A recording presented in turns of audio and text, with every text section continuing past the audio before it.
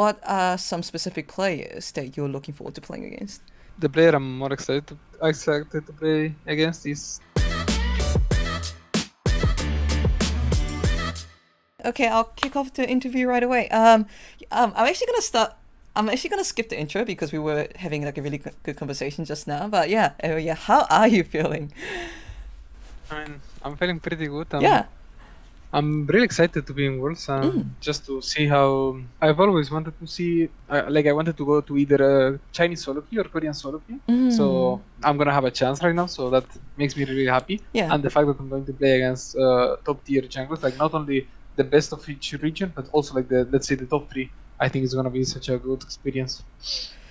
You know how we talk about a possible matchup very often with top laners. Hey, asking a top laner what other top laners do you want to face, because many people think of top laners as a 1v1 lane, and same with bot lane and maybe mid lane. But what does a matchup with another jungle look like, because jungle is a more team oriented role?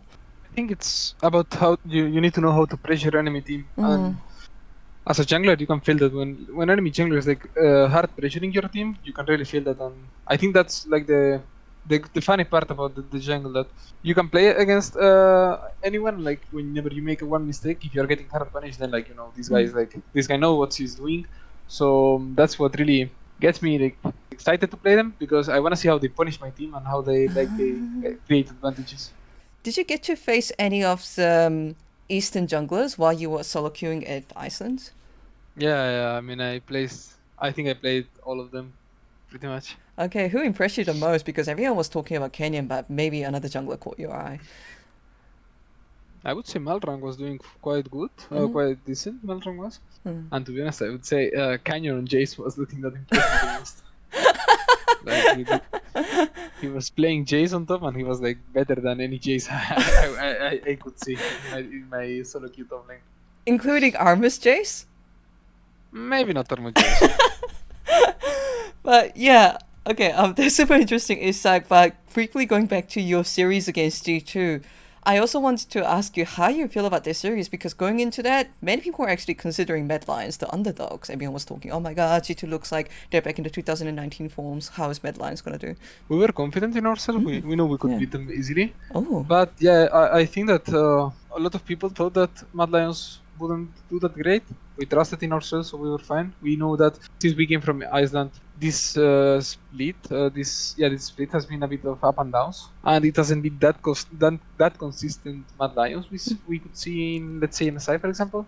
But we trusted ourselves that we would get in a really good shape for playoffs, and I think we did. And I think we showed off decent level against G2. What do you think contributed to your confidence going up for the playoffs? Was it you recognizing that the form of the individual players going up? Maybe everyone was feeling in a better mental state, or maybe you had a really good read on the meta, perhaps? I think I saw them playing the last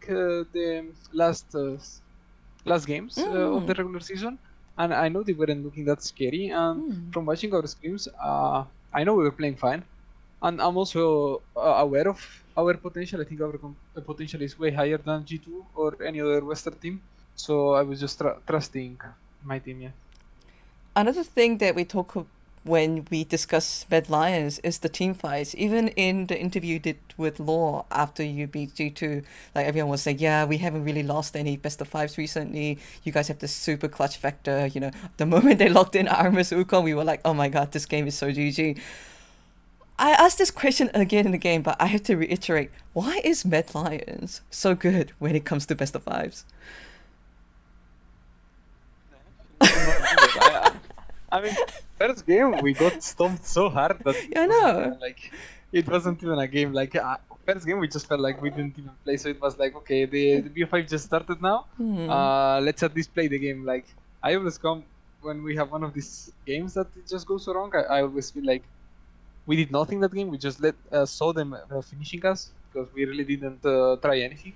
And I'm like, I don't really like playing like this. I'd rather go 0-10 and lose the game myself than like watch them closing it out slowly. So we went to play. I would say that we just like changed our mind from one game to another. Is it perhaps like, I'm not sure, because with some teams we talk about the best of five teams. SKT used to be, the team goes to best of five and they always win. And G2 was also considered one of those teams especially back in 2019, 2020. Yeah, if you had to think about it, maybe could be a team fight thing, could be like even like a coaching team factor, because so many people are curious about it.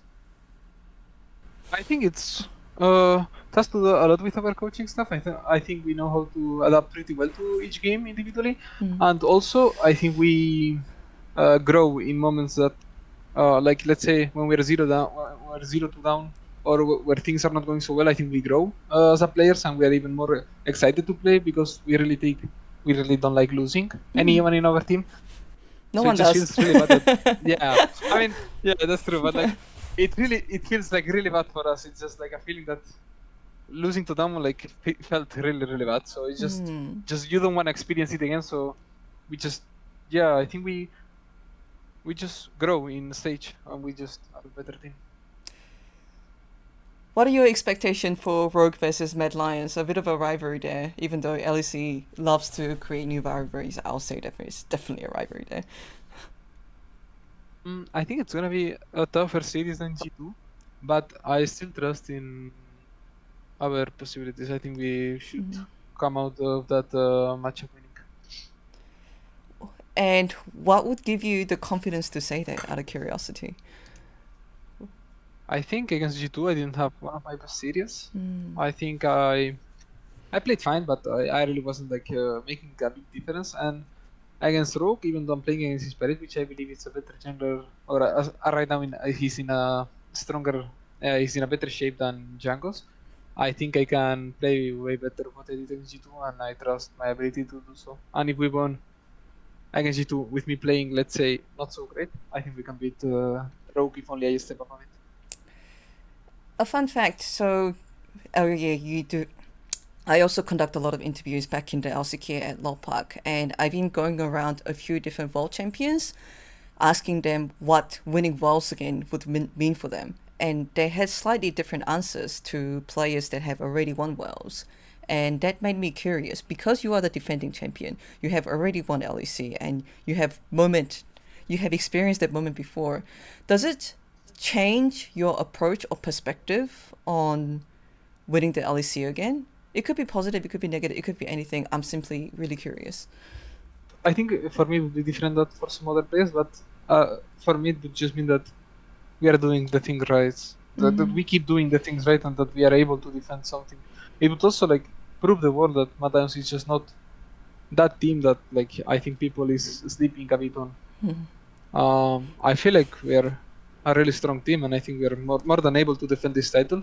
So it would mean that we are doing the things right, and it would just like help my confidence, and it would just like, yeah, I think it would be like a way to say or to that I know that I'm doing things right, that I should keep going this way. When would people finally stop underestimating Red Lions? How many LEC trophies would it take? I sometimes wonder. I don't know. I mean, as long as they keep undervaluing us, we are fine with it. We will keep being the underdogs, so Yeah. it will mean less pressure, so we are fine with it. That sounds good, and I'll certainly look forward to that Broke versus Mad Lions. But I do want to ask a bit more about Worlds, because before we started the interview, I was asking, "Hey, what were you like? What's in your mind right now?" And you answered Worlds. Earlier in the interview, you said that you're really, really excited to face some of the top junglers around the world. What are some specific players that you're looking forward to playing against? I mean, the player I'm more excited to play against is Tarzan, because it's the guy who I learned to jungle in 2019 when I was starting as a jungler. I literally watched pretty much every sort he was playing and every game in Griffin. So he's been my role model as a jungler, and I really want to play him and see how well I can do against him. What are your expectations around that? Like, if you had to, how would you compare yourself against Tarzan if you watched the most recent LNG games? Yeah, I did. So Yeah. I think he's not as oppressive as he used to be in Griffin, I would say, but I feel like he understands way better the game right now, and in mid and late game he's much stronger jungler than he used to be. But Could, I would say in Griffin he was more oppressive in early game. would you be able to elaborate? Because when you say oppressive, are you are you thinking about jungle presence in lanes? Yeah, I would say the way he was pressuring the enemy team, it was way more. You could see like he was pressuring more. I would say. Also, I think it has to do with the laners he had. I think he had really strong laners back then. Not sure if he like right now, like in LPL, he's playing against like really strong laners. So that might be one of the reasons. But I think that's the biggest difference, that right now he cannot create those big advantages as he was doing before. But in mid and late, even in team fights, like I think he improved a lot. Could it also be a meta change? Because back Could then, be, could be. yeah, back then it was Back then a it jungle was the more meta oriented. of, yeah, yeah, for sure. So that has something to do, probably too. It was a random question. I was curious because last time we did an interview back in LEC Spring, we just kind of joked about, oh my god, it's like always Lilia and Graves and what else was it like? And now we have Volibear, so we can play 4 champions in the meta instead of 3. But now we have more Lee Sin and Xin Zhao, and I know that that's more proactive picks. And I was wondering if you're personally more happy with the current state of meta. Random side I of think the tangent. meta. Yeah, I think right now the meta is really like it's really fun, at least. Like we cannot complain as junglers. Like it went from Udyr, Bolivar, Lilia to at least like Lee Sin, Zinzao, Diego, Diana. Like there is at least more variety in the jungle, so we cannot complain right now, junglers. Some junglers feel like they can show more as a jungler in this current meta. Would you agree this is the case? Yeah, for sure. It gives you more creativity, this jungle meta. And and you've already been to an international tournament. You already went to MSI, and even though you say, "Oh yeah, we were really sad that we lost to Damagia," I think it's an amazing feat that you did manage to take that team to Game 5, because they also took the MSI champions to Game 5. But given that, what are your expectations on the World Championship itself, another international tournament? The expectations. It's a hard question because I really haven't thought about it yet. I'm still like thinking Just about excited, LEC. yeah, Yeah, I'm still like focused on the LEC right now, so yeah, yeah, I don't know what to really expect from this world. yeah. But my goal would just be to improve like as much as I can, even as a person and also as a player. But let's say that as a minimum goal, I would like to make it to playoffs of Worlds. That would be like my minimum goal. That would be the quarterfinals. Yeah. Elyoya, since you debuted for the LEC in our interviews, in any other interviews you talked in, you always talked about your desire to improve, and many people have said that this is one of the reasons why Elyoya is such a competitive jungler in the LEC, such a celebrated jungler. Are you happy with the growth that you have experienced throughout 2021 now that the regular season is drawing to an end? And I feel like right now I'm much better when I started. But also I have like a bit of mixed feelings because I think I could have done more. So that's also something that is like going through my mind.